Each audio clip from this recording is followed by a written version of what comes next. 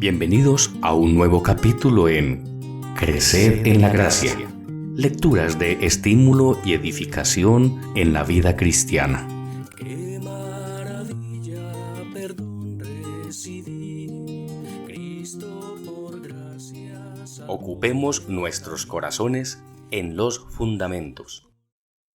En estos tiempos en los cuales la sabiduría humana y la filosofía buscan infiltrarse en la verdad que nos ha sido revelada por la palabra de Dios y muchos se sienten atraídos por esto, cada creyente debería dedicar tiempo para meditar en las declaraciones simples pero vitales de la fe cristiana. Si hemos crecido en un medio donde esas comunicaciones divinas son conocidas, existe el peligro de considerarlas adquisiciones sin haberse apropiado de ellas con el corazón, ni haber comprendido la importancia de sus detalles. Ello es particularmente vital en la relación con lo que Dios nos reveló en la persona y la obra de su amado Hijo. Hay un poder maravilloso en la justa apreciación de todas las cosas, un poder que solamente un Hijo de Dios puede conocer. Meditemos una y otra vez en el milagro del Dios vivo hecho carne, en la humilde persona del Señor Jesús. Como dice 1 Timoteo 3:16, indiscutiblemente, grande es el misterio de la piedad. Dios fue manifestado en carne. El Dios del universo, el Dios de lo infinito, eterno, omnisciente, todopoderoso y omnipresente, se hizo hombre en su gracia maravillosa, como dice Filipenses capítulo 2, 5 al 7. Haya pues en vosotros este sentir que hubo también en Cristo Jesús, el cual, siendo en forma de Dios, no estimó el ser igual a Dios como cosa a que aferrarse, sino que se despojó a sí mismo, tomando forma de siervo, hecho semejante a los hombres. Jesús fue el hombre perfectamente dependiente y fiel. Todos sus actos, todas sus palabras y todos sus pensamientos eran admirables por su sencillez. La gracia y la verdad estaban plenamente unidas en cada detalle de su vida y en su manera de obrar hacia todos los que lo rodeaban. Pensemos también en el milagro incomprensible de que el Señor de la Gloria se ofreció a sí mismo en sacrificio. Como cordero fue llevado al matadero. Isaías 53:7. En su sacrificio único en el Calvario, todo es digno de nuestra mayor atención y cuidadosa meditación. Con qué humilde dignidad se entregó al odio feroz de los hombres. Y lo que es aún más inconcebible, soportó el juicio de Dios que se derramó sobre él a causa de ese pecado como principio del mal. 2 Corintios 5:21. Al que no conoció pecado, por nosotros lo hizo pecado. Y también de nuestros pecados cometidos como frutos de ese principio del mal, como nos dice 1 de Pedro 3:18. Porque también Cristo padeció una sola vez por los pecados, el justo por los injustos. Ese sacrificio purificó completamente al creyente de su culpabilidad. Por eso 1 de Juan 1:7 dice, pero si andamos en luz, como Él está en luz, tenemos comunión unos con otros y la sangre de Jesucristo, su Hijo, nos limpia de todo pecado, librándonos de la cruel esclavitud del pecado. Romanos 6:22. Mas ahora que habéis sido libertados del pecado y hechos siervos de Dios, tenéis por vuestro fruto la santificación.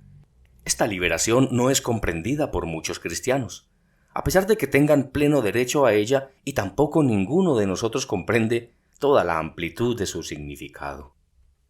Otro tema que merece nuestra atenta meditación es el hecho de que todos los creyentes han sido hechos aceptos en el amado. Efesios 1:6 dice, para alabanza de la gloria de su gracia, con la cual nos hizo aceptos en el amado.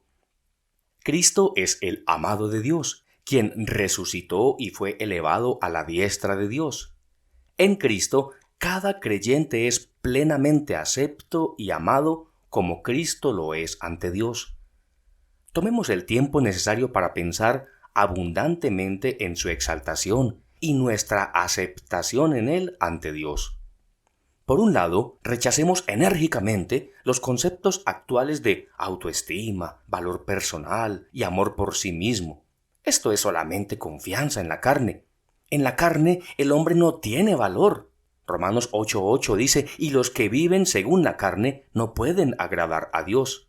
Pero en Cristo, cada creyente tiene un inmenso valor para Dios, pues allí está en una posición de perfección absoluta. En relación con esto, está el hecho maravilloso, característico de la época actual de la gracia, que el Espíritu de Dios vino a morar en cada hijo de Dios.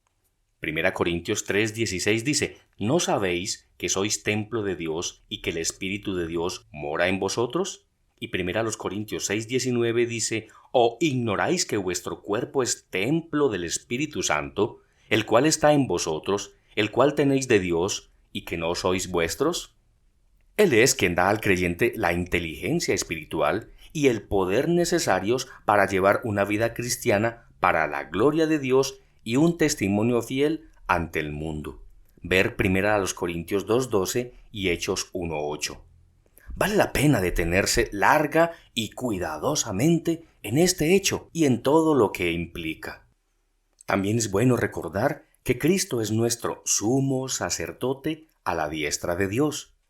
Él cuida de nosotros con una gracia perfecta, guardándonos del peligro del mal y del malo.